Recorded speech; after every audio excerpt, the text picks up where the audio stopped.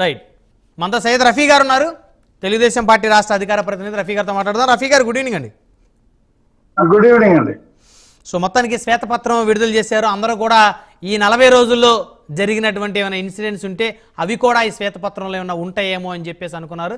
కానీ గత 5 సంవత్సరాల్లో ఎవరి మీద అయితే కేసులు, చంద్రబాబు నాయుడు గారి మీద, పవన్ కళ్యాణ్ గారి మీద, అదేవిధంగా వంగల్పూడి అనిత గారి మీద, ఇంకొంతమంది కూటమి ఎమ్మెల్యేల మీద ఉన్నటువంటి కేసులు ఏవైతే ఉన్నాయో ఆ కేసుల్ని మరి గతంలో జరిగినటువంటి ఇన్సిడెంట్స్ని చూపించారు. కానీ ఈ 40 రోజుల్లో జరిగినటువంటి ఇన్సిడెంట్ ఒక్కడు కూడా ఎందుకు శ్వేతపత్రంలో లేదు? నమస్కారం అండి బ్రహ్మనాయుడు గారు, మీకు అలాగే శ్రీనివాస్ రెడ్డి గారికి, వెంకటేశ్వరరావు గారికి, అలాగే ప్రైమ్ లైన్ వీక్షకులందరికీ కూడా శుభసారి. మీరు అడిగిన ప్రశ్నకి జవాబు చెప్పే ముందు నేను ఒకటి చెప్తా. మీరు వినుకొండలో జగన్మోహన్ రెడ్డి గారు మాట్లాడిన మాట ఒకసారి మీరు చూడండి. 36 మర్డర్లు జరిగినాయని చెప్పారు. నిన్న ఢిల్లీలో మాట్లాడింది చూడండి, 36. ఆయనే 6 తగ్గించారు.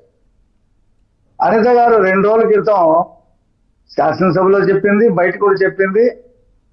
4 మర్డర్స్ జరిగిన రాజకీయ హత్యలు, అందులో 3 తెలుగుదేశం వాళ్ళు చనిపోయారు, 1 వైసీపీ వాళ్ళు చనిపోయారు. FIR నెంబర్తో పాటు నేను చెప్తానని చెప్పింది. ఇంకో ఛాలెంజ్ చేసిందాం. మీ 36 అంటున్నారు కదా, వాళ్ళ పేర్లు, ఊరు ఎక్కడ మాకు పంపించండి, మేము మీకు దాని మీద సమాధానం చెప్తామంటే ఇంతవరకు పంపించరా. అయితే ఆయన ఎందుకు ఢిల్లీ వెళ్ళాడు అనేది ఇందాక మీరు వెంకటేశ్వరరావు గారిని అడిగారు. అసెంబ్లీ జరుగుతుంది, వెళ్ళకూడదు. నేను ఒక్కడే కాదు, ఎమ్మెల్యేలు వెళ్ళకూడదు, ఎమ్మెల్సీలు వెళ్ళకూడదు. ఒకరోజు ఏదో చేశాడో షో చేయడం కోసం ఆ కూటమి నేతల్ని పిలిపించుకున్నాం. దాంతో ఆయన పరిస్థితి క్లియర్ అయిపోయింది. ఇక బీజేపీ వాళ్ళు నిన్న మొన్నటి వరకు ఏదో మనతో సన్నిహితంగా ఉన్నాడు, స్పీకర్ ఓటింగ్ లో కూడా ఓటేశాడు, అది కూడా పోయింది. నేను వెళ్ళి ఉన్నది కాస్త చెడగొట్టుకొని వచ్చాడు. ఇప్పుడు మీరు అడిగిన ప్రశ్నకి జవాబు చెప్తా. 7 శ్వేతపత్రాలు గత ప్రభుత్వంలో జరిగినటువంటి అక్రమాలు, అవినీతి, శాంతి భద్రతలు, ఇసుక, వీటన్నిటి మీద ఇస్తామని చెప్పి దాని వరకే ఇచ్చాం. మా ప్రభుత్వం వచ్చి 2 నెలలు కూడా కాల, అవసరమైతే ఇస్తాం, అవి కూడా ఇస్తాం. అందులో ఏమీ వెనకాడేది లేదు. సరే, శ్రీనివాస్ రెడ్డి గారు అన్నారు ఏదో ఈవీఎంలో మాయ జరిగిందని చెప్పి. వెళ్ళండి, కోర్టుకు వెళ్ళండి. మీరు ప్రతిపక్ష హోదా కావాలని హైకోర్టుకి వెళ్ళారుగా, దీని మీద కూడా వెళ్ళండి. మీకు 151 వచ్చినప్పుడు కూడా ఇదే రకమైనటువంటి కౌంటింగ్ వచ్చింది. వచ్చిన ఓట్ల కంటే లెక్క పెట్టిన ఎక్కువ వచ్చిందని చెప్పి ఆ రోజు మేము చెప్పలా, కొన్ని చిన్న పార్టీలు చెప్పి. మాకు ఈవీఎంల మీద నమ్మకం ఉంది. ఇప్పుడు జైల్లో ఉండి 2 గెలిచారండి. కాశ్మీర్లో ఒకడు, పంజాబ్లో ఒకడు. వాళ్ళేమి ఒకతను టెర్రరిస్ట్ దాంట్లో అరెస్ట్ అయి ఉన్నాడు, ఒకతను ఇంకో దాంట్లో, 2 టెర్రరిస్ట్ యాక్ట్ లోనే అరెస్ట్ అయి ఉన్నారు. వాళ్ళిద్దరు పెద్ద మెజార్టీతో గెలిచారు. వాళ్ళేమో ఈవీఎంలు మేనేజ్ చేశారా? మీరు కావాలని చూడండి. తర్వాత వాళ్ళిద్దరిని ప్రత్యేకించి తీసుకొచ్చి లోక్సభలో ప్రమాణ స్వీకారం చేయించారు.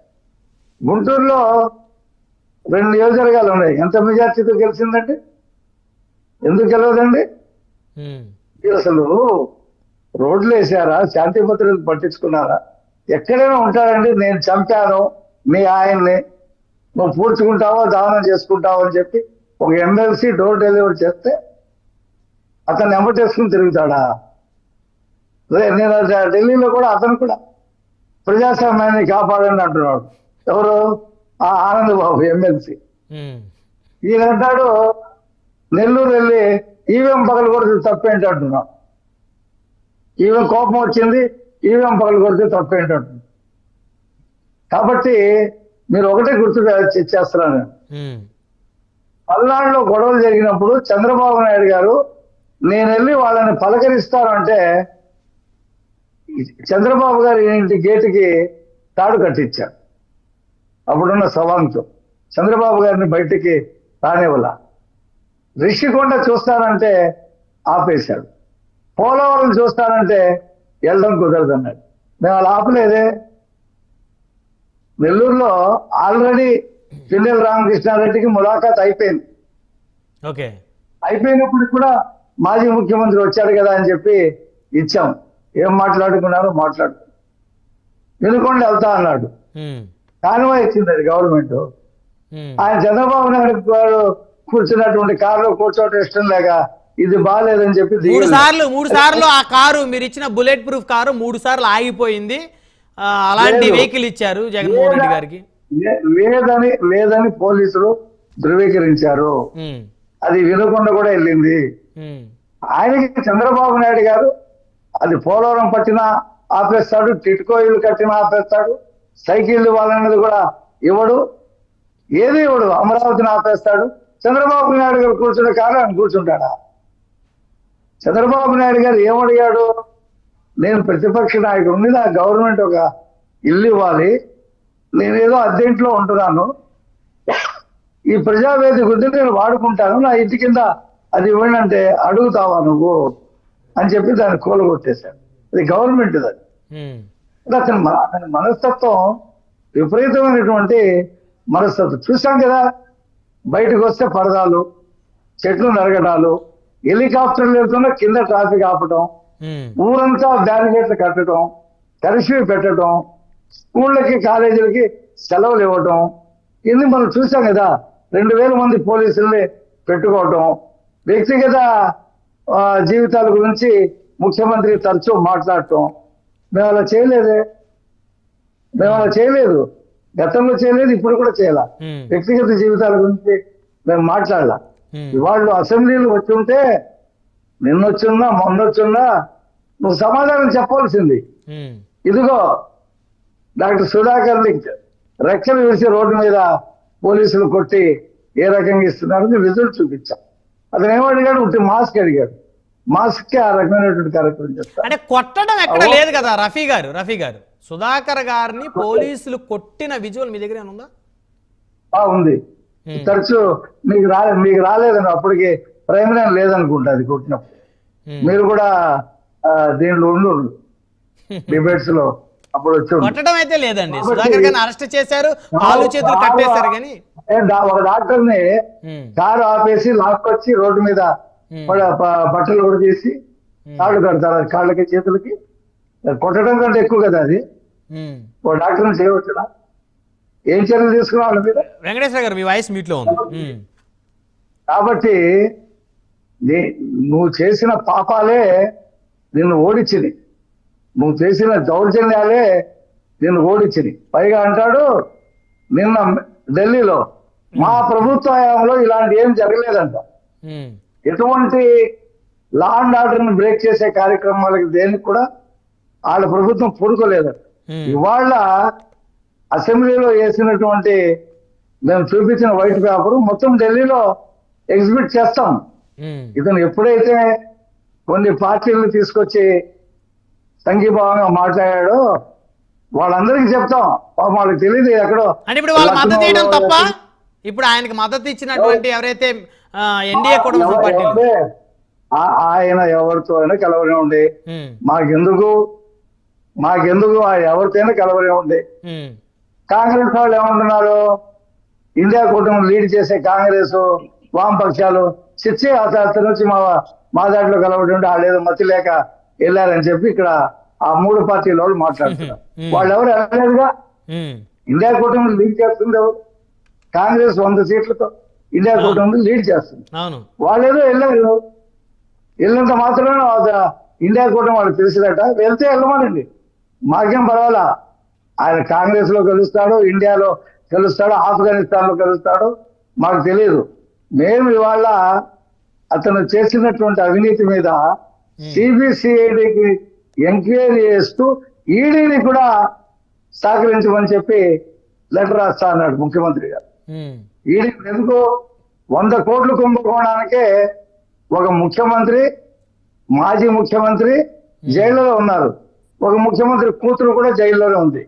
ఇక్కడ 1,00,000 కోట్లు దోచేసింది ఈ కంపెనీలు పెట్టి, సూట్ కేసు కంపెనీలు పెట్టి ఆ పాత 1,00,000 కోట్లు కాదు, ఓకే ఒక మధ్యంలోనే 1,00,000 కోట్లు దోచేశాడు. 99,000 కోట్లు నగదు రూపంలో బదిలీ అయ్యాయని చెప్పేసి శ్వేతపత్రం విడుదల చేశారు కదా. ఎందుకు ఈడీకి పెట్టాం? డబ్బు ఏ రకంగా ట్రాన్సాక్షన్ జరిగింది ఈడీ లాగుద్ది. ఓకే, ఎవరెవరి ఖాతాలోకి వెళ్ళినాయి ఈ డబ్బులు అనేది బయట పెట్టాలి. మొత్తం ఖాతాలోకి వెళ్ళినా, లారీల్లో తాడేపల్లికి వెళ్ళినాయా, ఇవన్నీ లాగుద్ది ఈడీ. ఆల్రెడీ ఈడీ 6 ఉన్నాయి ఆయన మీద, ప్రూవ్ కేసులు 6 ఉన్నాయి. ఇప్పుడు ఇక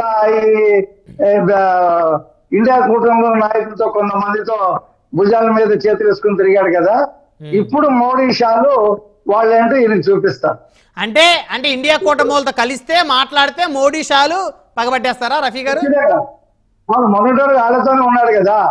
జీ హుజూర్ అని ఆంధ్రప్రదేశ్ సంబంధించిన పోలవరాన్ని అడగలేదు,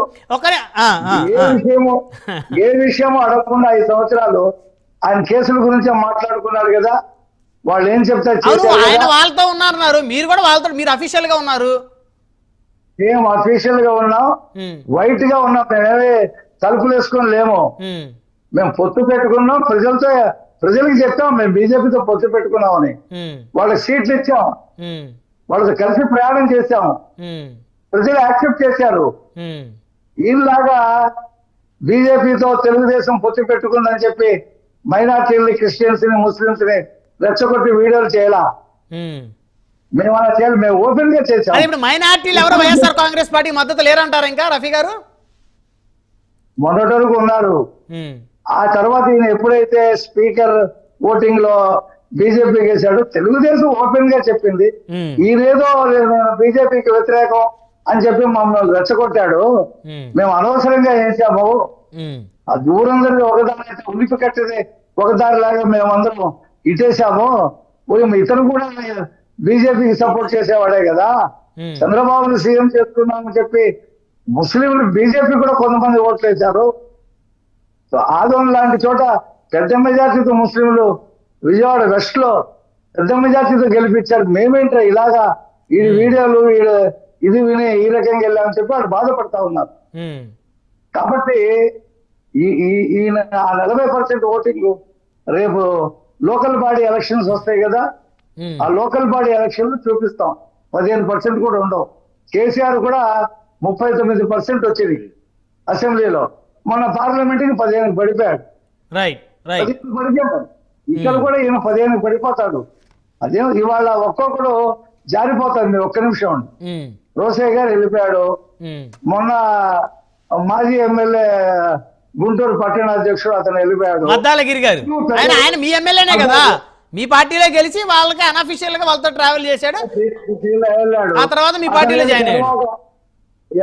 అతను ఏదో కండువా కప్పుకోలేదని చెప్పి మేమేదో పునీతులం, మేము పార్టీ ఫిరాయింపులు ప్రోత్సహించాం అని చెప్పించారు, ఆయన పక్కన పెట్టారు. ఇప్పుడు ఒక్కొక్కటి మీరు చూడండి,